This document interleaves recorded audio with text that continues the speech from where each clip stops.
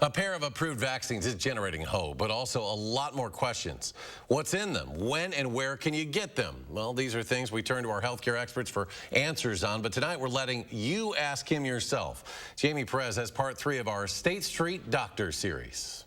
With vaccine distributions making their way around, Dr. Jeff Pothof is hopeful this is the last of our State Street Doctor series. So we wanted to answer any questions people had about the vaccine before it becomes widely available. Is the vaccine going to be effective for the new strain of virus coming out? The good news is probably yes. They're testing it right now, but the changes that we've seen in the strain that's in the United Kingdom and South Africa right now are not so great that it would make the vaccine ineffective. So I think a lot of hesitancy about people getting the vaccine is just not knowing what's in it. Do you know what this vaccine is comprised of? Yeah, so the active ingredient in this vaccine is messenger RNA. So it's basically, genetic material that they engineer in a lab, so it doesn't come from anything per se. That is the recipe that teaches your cells to make the spike protein only of COVID-19. How they plan to take communities of color into consideration. Your patient base that is black, and how do you plan to reassure them that the science is safe? We included African Americans in these trials. We know that this vaccine has disproportionately affected those populations, and we want to make sure that we are doing something so that they're protected. How it impacts those with underlying health conditions. Affect anyone who's had heart issues?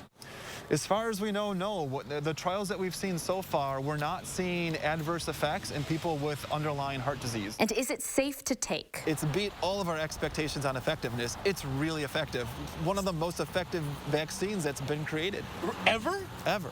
So how do you do a rush job on a vaccine and still have high effectiveness? I think there's a couple reasons. So one is there was, decades of research into the technology that was used in this vaccine. Gotcha. And then I think when you combine, a ridiculous amount of resources, money, and then you get all of the world's vaccine scientists working on one thing, all of a sudden, human ingenuity comes out and you've got this vaccine. Pothof said the vaccine will likely be widely available to the general population between late February to late April. Thank you so much for the information. This is cool. I wish more people would stop and talk to you guys about this.